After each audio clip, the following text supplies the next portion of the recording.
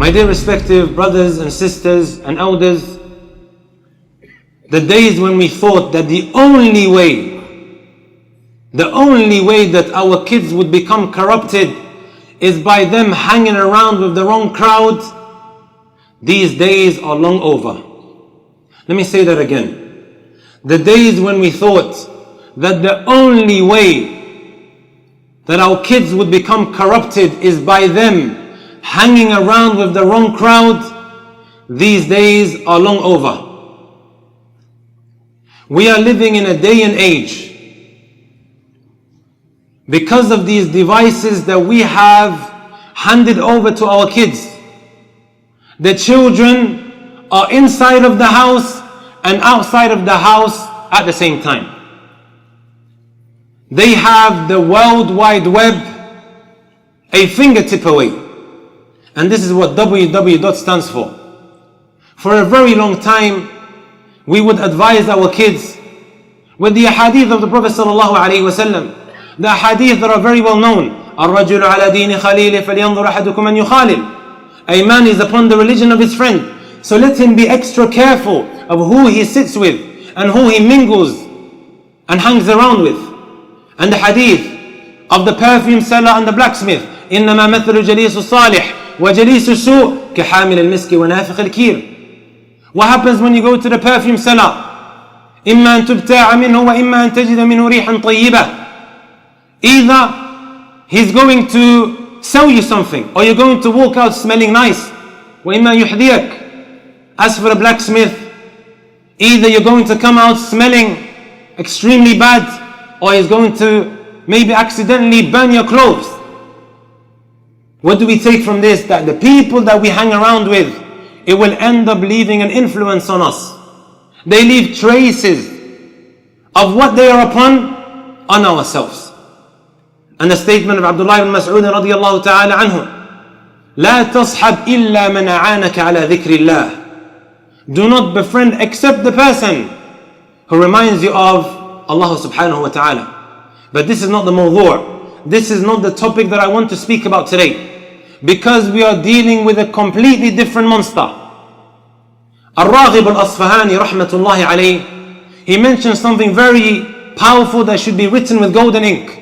He said, ليس إعداء الجليس لجليسه بمقالة أو فعالة فقط بل بالنظر أيضا. One becoming affected by those around him is not just by him becoming influenced in that which they utter with their tongues or that which they do with their limbs. He says, بل بالنظر أيضا, but also by looking. The glances that we have with our eyes, the things that we keep on gazing at, this has an extreme effect on what an individual does with his limbs. The nazar, the eyes. To such an extent, my beloved brothers, uncles and elders, today let's just take some of our young daughters as an example. Parents are asking, why all of a sudden is my daughter wanting to dress in this inappropriate way? She wants to go outside without hijab. She wants to walk outside wearing these inappropriate garments. Why is this happening? I never used to dress like that. It is these apps that our kids are on ليلا ونهارا صباحا ومساء. ترى يا إخوة, these social media platforms are double-edged swords. You can do a lot of khair on Facebook, on Instagram, and some of these other social media apps. However, the fasad, the corruption that comes from it, is something that cannot be put into words. Many years ago, and I didn't understand why the Sheikh was saying this. This was when I was still back in Yemen. The Sheikh one time called Facebook Fiskbook. Later on I heard Instagram being referred to as Fitnagram. And recently I heard one of the Somali Sheikh called Snapchat Wasakhchat. Sadaqa wallah.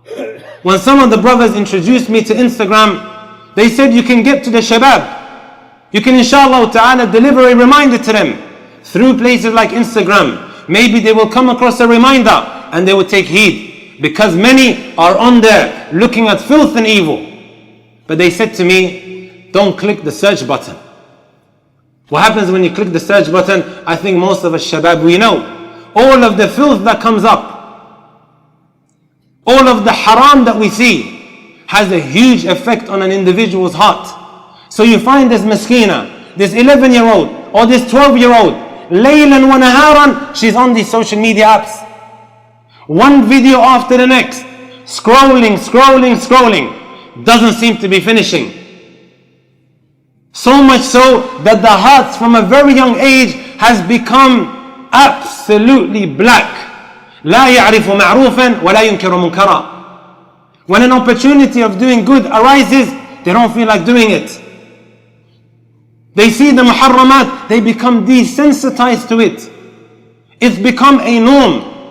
When you normally go for umrah for a couple of weeks and you are abroad, and then you come back to the UK, the moment you hear a bit of music, you feel uncomfortable. As time goes on, you become desensitized. It becomes normalized because of the environment that we're in. So this young child is constantly looking at these videos all the time. Hours go by and he becomes now desensitized to all of this filth. And today, for those parents who don't know of this app that many children are on today, the app that is called TikTok, an app, wallahi, that I believe anyone who believes in Allah Azza wa Jalla in the last day should not have on his phone. It is an app that has been created for one to upload videos of himself shaking his body while music is being played in the background. And many kids today, they've downloaded it. 95% of these videos that appear on TikTok, it has music playing in the background. And the majority of that which is on there is women and men dressing inappropriately, shaking themselves, dancing to the tone. And then she watches this, he watches this, and becomes normalized to it.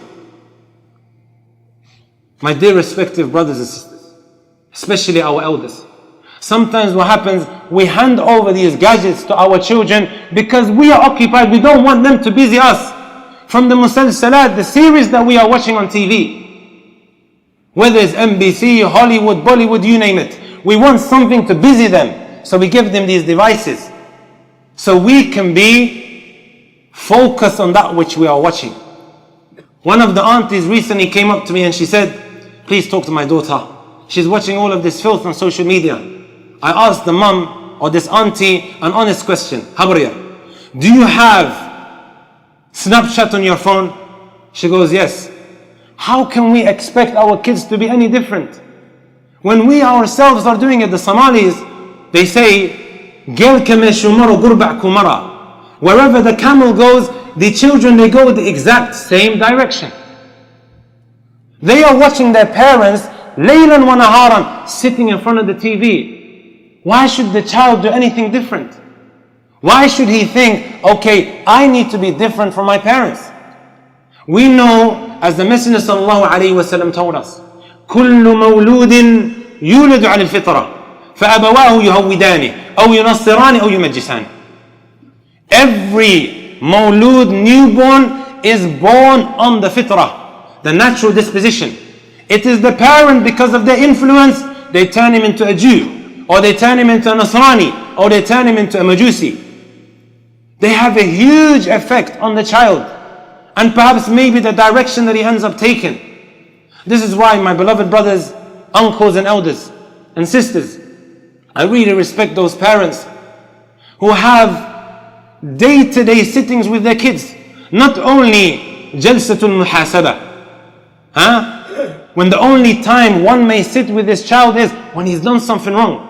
Some parents, they sit with their kids every single night just to ask, how are you doing today? What's going on in your life?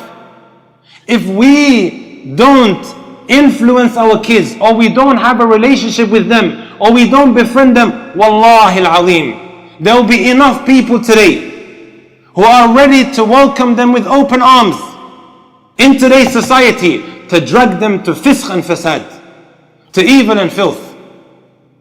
Just ask your kids who are at university, which has become a playground for atheists and all of these other deviant groups from the different religions who are there to strip an individual away from his faith.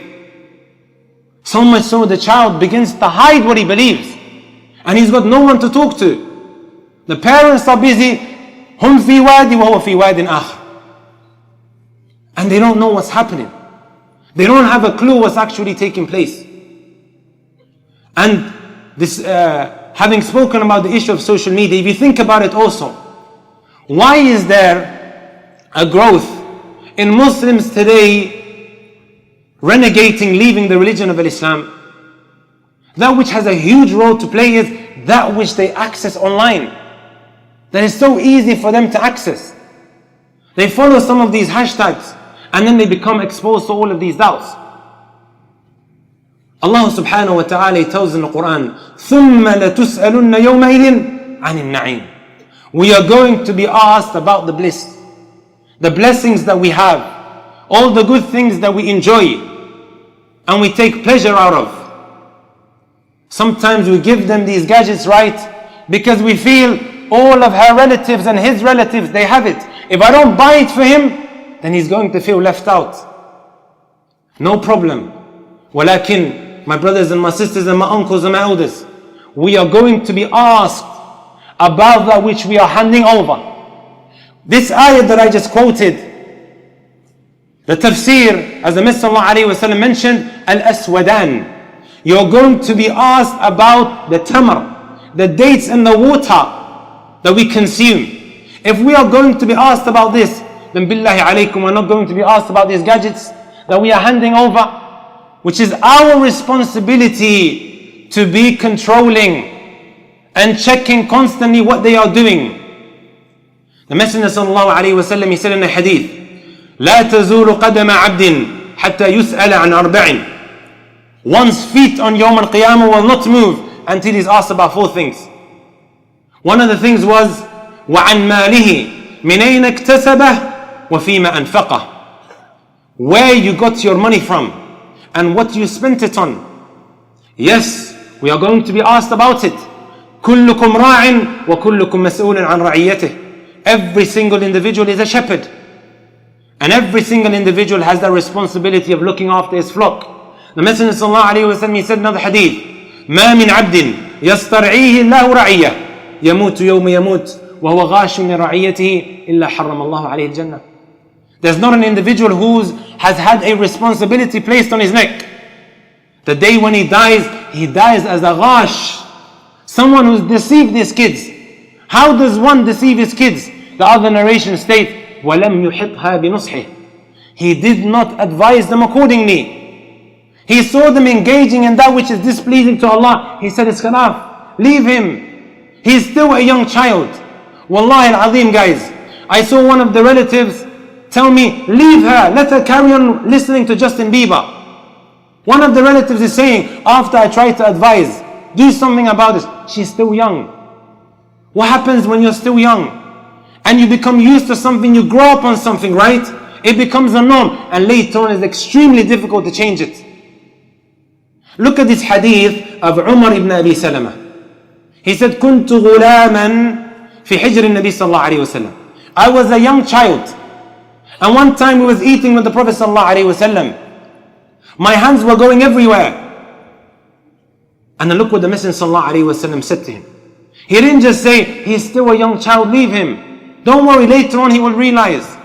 La wallah. He said, Ya ghulam, O son, kul biyaminik, eat with your right hand. Wa kul mimma yalik, and eat that which is in front of you. Wa sammi Allah, and he told him to mention the name of Allah. Look what Umar ibn Abi Salama, this young child, said. فَمَا زَالَتْ تِلْكَ طِعْمَتِي بَعْدِ. I continued eating like this from that point on. It became instilled within him. It became a norm when he was corrected from a very, very young age. These last couple of days have been extremely difficult for some of us. And we know whatever happens in this dunya, this is the qadr of Allah subhanahu wa ta'ala. Sometimes one may find it extremely difficult to overcome some of the problems that he faces and the hardships that he goes through.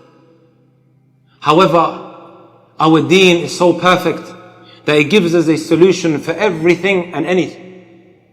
ما أنزل الله داء إلا وأنزل معه شفاء. Never has Allah Azza wa Jalla sent down a sickness except that He has sent the cure with it as well. You find that the kuffar today, the moment they are struck with some difficulty and they go through some struggles, what do they turn to? They turn to alcohol and drugs. This is why I always say, they drink to forget, we do dhikr to remember. They drink to forget, we do dhikr to remember. Just so he can now overcome some of these struggles, he tries to drink himself away. As for the deen of Allah subhanahu wa ta'ala and how perfect it is, He has given us solutions to every situation that we might find ourselves in. It's painful at times, these struggles and difficulties that we go through and experience. However, how did the Messenger sallallahu alaihi wasallam used to overcome some of his difficulties and his problems? Allah says in the Quran, استعينوا بالصبر صلاة. When it comes to your difficulties, it is Allah Azza wa Jalla saying, go and pray, and through this prayer you will be able to have that patience. كان النبي صلى الله عليه وسلم إذا حزبه أمر فزع إلى الصلاة. Whenever the Messenger صلى الله عليه وسلم was struck with a difficulty, whether it was his own children who passed away, 6 out of his 7 children passed away in his lifetime. فالكل في حياته ذاق الحمام وبعده فاطمة بنصف عام. As the poet mentioned, 6 out of the 7 of his children that lived in his time, they passed away. It's a painful experience. What did he used to do? He used to rush to the salah. Because the salah eases that pain. No matter what you're going through, whether it's financial difficulties, whether it is relatives that have passed away that were very dear to your heart. ما جربت مثله قط. I haven't seen anything that allows you or helps you overcome that pain other than the salat. And to also conclude, one last point. The statement that we always utter when something of a calamity drops. Inna lillahi wa inna ilayhi raji'un. What does this actually mean? Let's turn over it for a moment. Inna lillah. We belong to Allah subhanahu wa ta'ala. And to Him we are going to return. Allah subhanahu wa ta'ala's messenger, they don't want us to be sad. They don't want us to be sitting around feeling sorry for ourselves.